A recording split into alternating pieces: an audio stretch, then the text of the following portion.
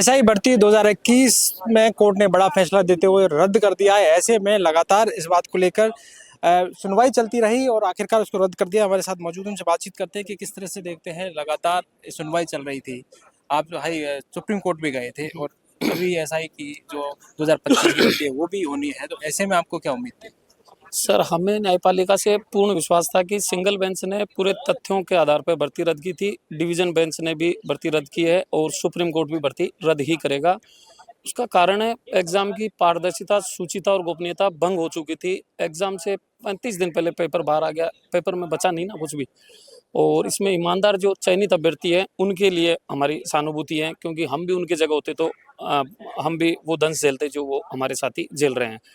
ये बात है सर। जिस तरह से लगातार इस पर सुनवाई चलती रही, आप लोग लगातार सुप्रीम कोर्ट की तरफ गए, हाई कोर्ट की फैसला ले लिया, उसको सुरक्षित रख लिया। 28 अगस्त को जो फैसला आया था, तो कहीं ना कहीं क्योंकि लंबा धरना भी चला था, मांग भी कर रहे थे क्योंकि एक भर्ती अभी जो होनी है उसको लेकर, तो ये एक बड़ा अच्छा फैसला उसको। हाँ बिल्कुल, ये सारा सर इसका सबसे ज़्यादा श्रेय मैं दूंगा हमारी जो राजस्थान सरकार की जांच एजेंसी है, जिसमें एडीजी वीके सिंह जी हैं और उनकी भी जो पूरी टीम है, परेश देशमुख साहब हैं और हमारे senior advocate RP Singh ji और जो हरेंद्र नील जी है, इनकी बहुत सबसे ज़्यादा भूमिका इन लोगों की रही है इस भर्ती को रद्द करवाने में, और न्यायपालिका तो हमारे साथ थी। आपने जो याचिका लगाई, उस याचिका को लेकर चर्चाएं थी और इसको लेकर आपने ये माना कि भाई तो हमें भी छूट मिलनी चाहिए। 2021 का जो है पूरा धांधली सामने आई थी, आरपीएससी के सदस्य उसमें शामिल रहे थे। हाँ, आयु को लेकर हमने याचिका लगाई थी। सिंगल बेंच ने हमें अलाउ किया था, डिवीजन बेंच में हमारे लिए उसमें रोक लगा दी गई। फिर हम सुप्रीम कोर्ट गए, सुप्रीम कोर्ट ने हमें 2,22,000 अभ्यर्थियों को अलाउ किया। उसके बाद में कल अचानक से हम सबको बाहर कर दिया और आज फैसला आने से हम सब खुश हैं। अब हमें दिक्कत नहीं, अब हमें एग्जाम में बैठने की जरूरत भी नहीं है, क्योंकि अब ये एग्जाम हमारे लिए है। आपको छूट मिल जाएगी, आप जो चाह रहे थे। हाँ, जो वही बच्चे बैठेंगे इसमें जो ऑलरेडी एग्जाम में बैठे थे, इसमें अदर बच्चे नहीं बैठेंगे, ये जो 2021 वाली है इसमें। क्योंकि ये सुप्रीम कोर्ट ने जिसका उसे आपको लगा कि अब हमारा जो उम्र की जो छूट थी नहीं हो पाएगी, तो कहीं ना कहीं मन ऐसा था, लेकिन आज जो फैसला आया कहीं ना कहीं नहीं, हमें पूरा विश्वास था कि डिवीजन बेंच से भर्ती रद्द ही होगी और सुप्रीम कोर्ट से भी रद्द ही होगी, कंफर्म है। क्योंकि जिस तरह का धांधली सामने आई, पेपर लीक के जैसे मामले सामने आए, कहीं ना कहीं ये बात चर्चाएं चल रही थी। इस बार एसआई भर्ती को लेकर भी इस तरह का ही है कि कहीं ना कहीं एसआई भर्ती जो पूरा प्रकरण रहा, रीट की भर्ती हो, उसमें लगातार पेपर लीक के मामले रहे, आरपी सदस्य रहे, तो कहीं ना कहीं अभ्यर्थियों को एक आश्वासन भी मिलना था, उनको छूट मिलनी थी और इसके लिए लंबे आंदोलन भी चले। सर, पिछले करीब 2021 में एग्जाम हुआ, उसके बाद में हमने याचिका लगाई थी 2022 में।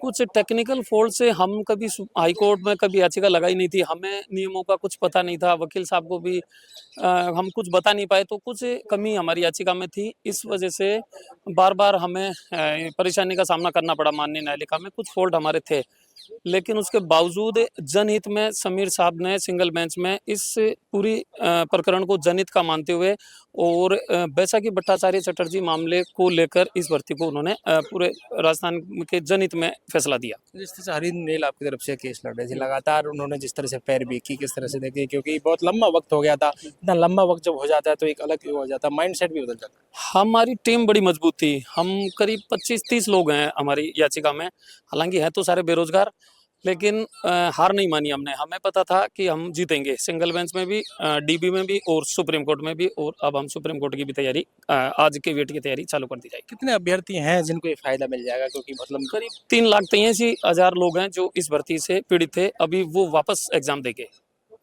देखिए, लगातार हमारी बातचीत इनसे हुई और कहीं ना कहीं गिलास जी हैं जो अभी इन्होंने याचिका लगाई है। ऐसे में इनकी याचिका जो इन्होंने लगाई उस पर आज फैसला किया गया। कई और अपील की गई थी, अभ्यर्थी थे जो लगातार इस बात की मांग कर रहे थे कि एसआई की भर्ती 2021 है कि उसको रद्द किया जाए, जिससे कि आने वाली भर्तियों में उन्हें लाभ मिल जाए, उम्र की कहीं ना कहीं छूट मिल जाए। और अब इनको इस भर्ती से कहीं ना कहीं जो 3 लाख जो अभ्यर्थी हैं उन्हें इसका फायदा मिल जाएगा। आने वाली भर्तियों में कहीं ना कहीं वो जो है एग्जाम दे सकेंगे। एसआई भर्ती को लेकर 5 और 6 अप्रैल को 2025 की एसआई भर्ती होनी है, उसी को लेकर सुप्रीम कोर्ट भी गए थे, लेकिन सुप्रीम कोर्ट की जो फैसले की वजह से इन्हें कहीं ना एक धक्का लगा था और उसी को लेकर आज डबल बेंच जब सुनवाई हुई तो उस फैसले को माना गया, जो 8 अगस्त 2025 को सुरक्षित रख लिया था ये फैसला। और जिस तरह से एसआई भर्ती की लगातार चर्चाएं रही थी कि किस तरह से पेपर लीक और लगातार जो सामने आई थी, उसके बाद लंबे आंदोलन चले थे। आंदोलन के बाद मांग ये रही थी कि कोर्ट का फैसला क्या कुछ होता है। हाई कोर्ट में लगातार सुनवाई चलती रही, एकल पीठ हो और इस तरह से।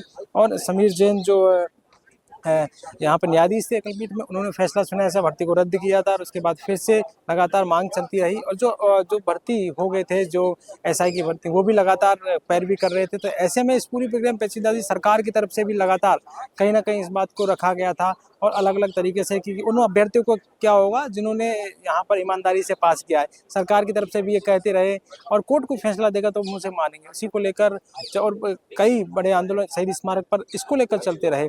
और जो डॉक्टर करोड़लाल मीणा है, कृषि मंत्री है अभी सरकार में, वो पिछली सरकार से लेकर अब तक लगातार इस बात को लेकर वो पैरवी करते रहे कि भर्ती में धांधली हुई है। कई पेपर्स निकाले, कई चीजें सामने आई, आरपीएससी के सदस्य को लेकर सामने आई। लेकिन कुल मिलाकर 2021 से लेकर आज तक 2026 तक इस भर्ती की चर्चाएं लगातार रही हैं कि 2021 का जो फैसला है वो किस तरह से बदला जाए। अब हरिंदर नील जो वकील है वो पहुंच गए हैं, उनसे बातचीत भी करेंगे और किस तरह से लगातार इस भर्ती को लेकर चर्चाएं थी। आज इस भर्ती के ऊपर फैसला हुआ है और कहीं ना कहीं और अब जो इस भर्ती को लेकर लगातार पैरवी कर रहे थे वकील थे हरिंदर नील, वो पहुंचे हैं, कहीं ना कहीं वो बातचीत कर रहे हैं मीडिया से। हम उनसे बातचीत आपको करवाते हैं कि क्या इस फैसले और बड़ी खुशी है बेरोजगारों के लिए कि एक बहुत महत्वपूर्ण निर्णय है। सरकार ने कहा कि हम छटनी कर सकते हैं।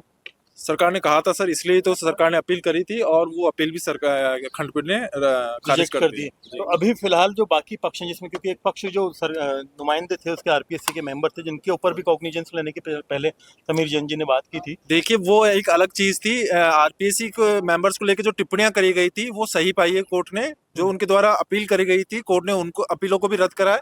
केवल आरपीएससी के सुधार को लेकर जो स्वतः प्रसंज्ञान लिया था वो कोर्ट ने बोला है कि एकलपीठ नहीं ले सकती क्योंकि सर्विस मैटर्स में पीआईएल मेंटेनेबल नहीं होती।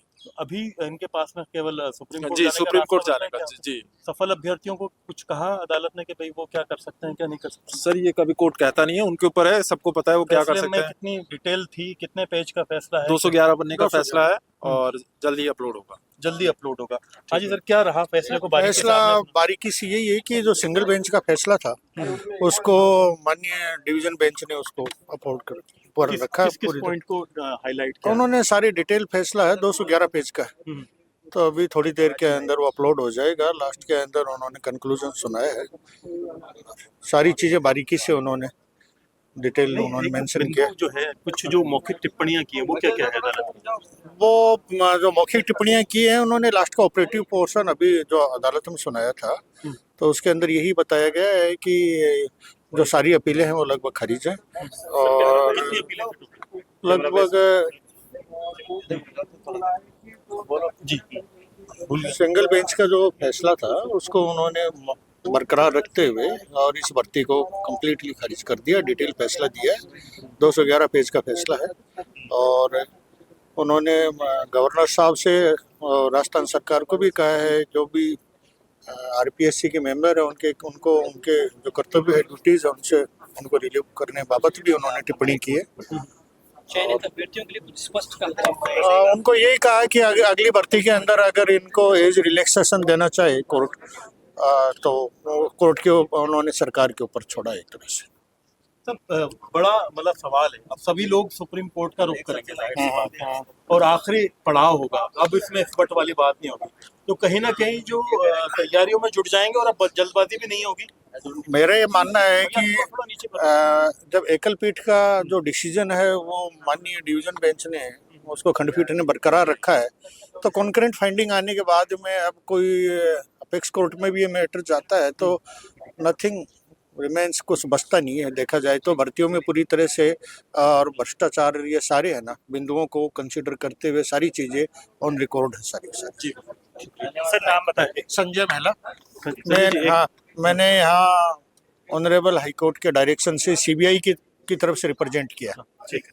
देखिए ये वकील थे जो हरिंदर नील, जो लगातार 2021 की जो भर्ती है एसआई भर्ती उसको रद्द करवाने के लिए पैरवी कर रहे थे। उनके साथ संजय महला थे, वो वकील थे। लगातार इस बात को लेकर प्रक्रिया चल रही थी कि आखिरकार ये भर्ती क्या रद्द हो पाएगी। सुप्रीम कोर्ट में भी गए और अब एक सुप्रीम कोर्ट में जाने का वो है कि एक अंतिम जो अवसर होता है कि सुप्रीम कोर्ट, उसके बाद अगर वहाँ फैसला रद्द करने का होता है तो फिर कोई नहीं है। लेकिन फिलहाल हाई कोर्ट ने जो फैसला सुनाया डबल बेंच ने, कहीं ना कहीं जो मुख्य कार्रवाई न्यायाधीश हैं एसपी शर्मा, उनकी ये बेंच ने फैसला सुनाया। तो ऐसे में दो लगातार चर्चाएं चल रही थी कि एसआई भर्ती को लेकर आखिरकार क्या होगा, क्योंकि अभ्यर्थी लगातार इस बात की मांग कर रहे थे कि जो 2021 के अभ्यर्थी कि उन्हें मौका मिले एक बार फिर, क्योंकि इस भर्ती में जो 2021 की भर्ती उसमें कहीं ना कहीं बड़ी धांधली हुई है, बड़ा पेपर जो है लीक हुआ है। उसी को लेकर लगातार आज हाई कोर्ट में ये सुनवाई हुई और सुनवाई के बाद जो तमाम अभ्यर्थी थे उन्होंने अपील की थी और कैलाश चंद्र शर्मा उन्होंने एक यहाँ पर याचिका लगाई थी। उन सब कह सकते हैं कि एक सुनवाई के बाद कहीं ना कहीं अब ये बड़ा फैसला एसआई भर्ती 2021 के लिए है, जहां पर भर्ती को रद्द माना गया है। भर्ती में शामिल थे जी, मैंने भी एग्जाम दिया था 2021 में वाला। आपने एग्जाम दिया था, इसे भर्ती अब रद्द कर दी है, किस तरह से देखते हैं? क्योंकि पेपर को लेकर लगातार बहुत चर्चाएं चल रही हैं। मैं तो शुरू से मैंने भी एग्जाम दिया था, मैं पहले आपको बता देता हूँ।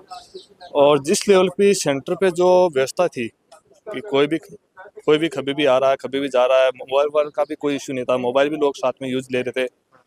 तो ये था कि एग्ज़ाम कैंसिल तो होना चाहिए और पहले दिन से मेरे मन में ये था कि एग्ज़ाम कैंसिल होगा। तो सिंगल बेंच में भी एग्ज़ाम कैंसिल हो गया था और डबल बेंच में भी एग्ज़ाम कैंसिल हो गई। पेपर को लेकर चर्चाएं थी वहाँ, जो आपने कोर्ट में भी ये कहा कि बहुत सारी चीज़ें हैं जो सामने आई थी। अभ्यर्थियों ने भी अपनी बात कही थी कि 2021 जो भर्ती हुई बड़े लेवल पर भर्ती। इस एग्ज़ाम में बहुत मास लेवल पे चीटिंग हुई थी। काफ़ी लोग मतलब 70-80 के समथिंग तो अरेस्ट हो चुके हैं। बाकी लोग भी है जो डेली अरेस्ट हो रहे हैं। जैसे भी एसओजी एक्टिव होता है, कभी या तो कोई सुसाइड कर रहा है या जहाँ पर जिनके ट्रेनिंग सेंटर में अभी भी जहाँ ये रुके हुए हैं वहाँ से लोग फरार हो रहे हैं। ये तो अभी तक नहीं फाइनल जो उन्हें थाना वाना होता है वो अभी अलॉट हुआ नहीं है इन लोगों को, क्योंकि अभी तक ये क्लियर हुआ नहीं था फैसला कि हाँ इनको रखना है या नहीं रखना। इसके बाद क्या अभी इस भर्ती रद्द के बाद राहत मिली है आप 2021 के अभ्यर्थियों को जो मांग कर रहे थे कि रद्द होना चाहिए? इसमें कुछ लोगों के साथ में जरूर अन्याय हुआ, मैं बोलूँगा ये चीज़ तो कि कुछ फेर भी थे। बाकी मोस्टली जो कैंडिडेट्स थे वो सारे के सारे वही हैं जो जोगाड़ वाले थे या इस गैंग के साथ में जुड़े हुए थे। तो फिर क्या सुप्रीम कोर्ट जाने का एक रास्ता ना, रास्ता तो उनके पास में है ही सुप्रीम कोर्ट जाने का, पर मेरे को लगता नहीं कि वहाँ से भी उन लोगों को रिलीफ मिलेगा, क्योंकि सिंगल बेंच और डबल बेंच दोनों जगह हो चुका। पहले भी वेरियस हाई कोर्ट से या सुप्रीम कोर्ट के जजमेंट पड़े हैं कि जहाँ पर यदि अपन सेपरेशन पॉसिबल नहीं है कि जो इस गैंग के पार्ट है और गैंग के पार्ट नहीं है, वहाँ पे यदि सेपरेशन पॉसिबल नहीं होता तो वहाँ पर पूरी एग्जाम ही कैंसिल होती है। क्या आरपीएससी भी कुछ रास्ता इसमें निकल सकते हैं? जो अभ्यर्थी रहेंगे जो पास होगा उसके लिए कोई अलग जगह कुछ कर सकती है? ऐसा मेरे को तो लगता नहीं कि वो रास्ता होगा, क्योंकि इनको मतलब एक तरह से बोलते हैं कि अपन छलनी से छान नहीं सकते कि कौन सा सही और कौन सा गलत है। सबसे बड़ा इशू ये रहेगा।